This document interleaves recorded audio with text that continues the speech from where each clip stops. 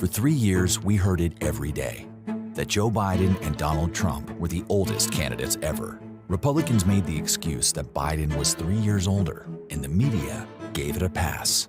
Their breathless coverage of Biden's age, while ignoring Trump's decline, pretended Trump wasn't slurring his speech. We want a landslide that's confusing people, including Obama. I'll tell you what. Telling weird, wandering stories. By the way, a lot of shark attacks lately. The late, great Hannibal Lecter.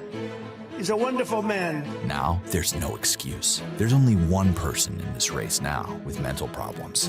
One person with memory problems. One person feeling the icy hand of death from old age creeping closer. One person who knows the clock is running out.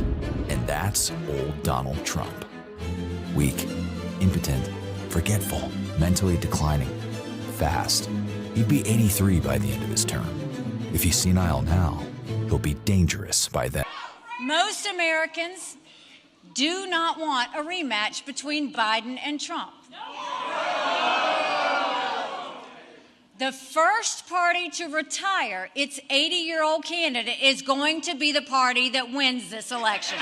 That's not happening now? Do you think that this campaign is floundering on that point? I want this campaign to win. But the campaign is not going to win talking about crowd sizes. It's not going to win talking about what race Kamala Harris is. It's not going to win talking about whether she's dumb. It's not. You can't win on those things. The American people are smart. Treat them like they're smart. Don't assume people are going to bend a knee. That is not that 20%. Their ideas are still out. What they like about Kamala is that she's being hopeful. She's talking about freedom. She's talking about a way forward. They don't want a former president talking about the past. But now we are a nation in decline. We are a failing nation. We are a nation that has lost its confidence, its willpower. Do we want to live in a country of freedom, compassion, and rule of law? Or a country of chaos, fear, and hate? And here's the beauty of this moment. We each have the power to answer that question. We are not going back. Not going back. We're not going back. We are not going. The most deceptive, lying president in history finally told the truth. Somehow, it was more shocking than all his deceptions. When you do testing to that extent, you're going to find more people, you're going to find more cases. So I said to my people, slow the testing down, please. Slow the testing down? Slow down our chance to save tens of thousands of lives. Slow down our understanding of where COVID is and how it's spreading. Slow down the steps to reopen the economy. Every single expert told him to test more and test faster. And now we know his response. Slow the testing down, please. That's why this November, more than ever, the choice is clear. It's America. If we elect Trump, on day one, he will use his power to implement Project 2025, to ram his totalitarian plans through without a vote. Our rights, gone. Our freedoms, in the hands of men like Mike Johnson. IVF, birth control, choice, banned. We won't even be able to escape a violent marriage. Project 2025 is Trump's plan, and we are the target. Donald Trump facing new criticism for something he did on the campaign trail last night in South Carolina while defending his debunked claim that he saw thousands of Muslims celebrate the collapse of the Twin Towers here in New York. He appeared to mock a reporter with a disability. Take a look. Written by a nice reporter. Now the poor guy, you got to see this guy. Oh, I don't know what I said. I don't remember. He's going like, I don't remember. Oh, maybe that's what I said.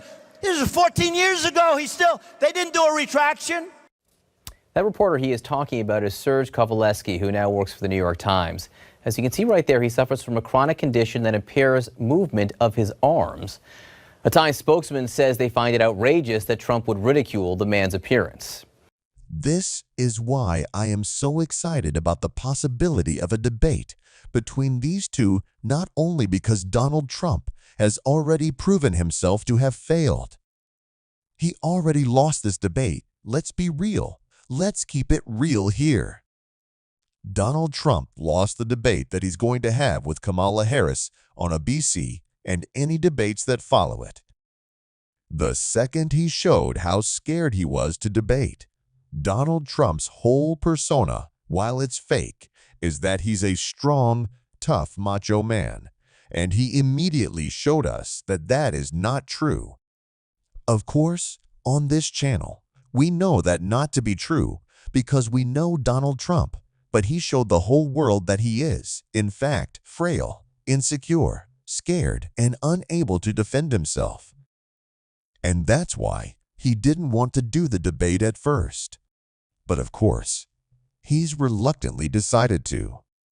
But why I want to see a debate so badly is not only because Kamala Harris would wipe the floor with Donald Trump in any discussion of policy or any legitimate conversation happening, but when Donald Trump starts to rant, rave, and ramble, and lose his mind, and go to Hannibal Lecter and sharks and electric chairs, or whatever he may be talking about, or even golf, the contrast will be between someone who's losing their mind on stage and Kamala Harris, who is laser-focused on the future.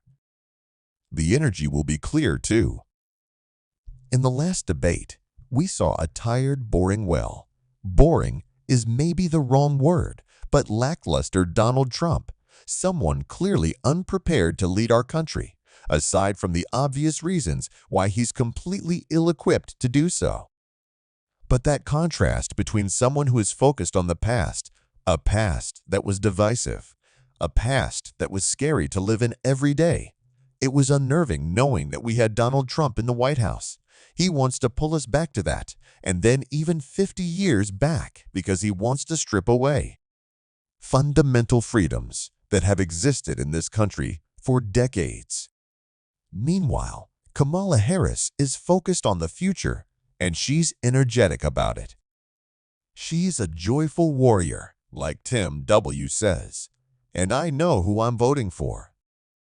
Do we need a clear contrast?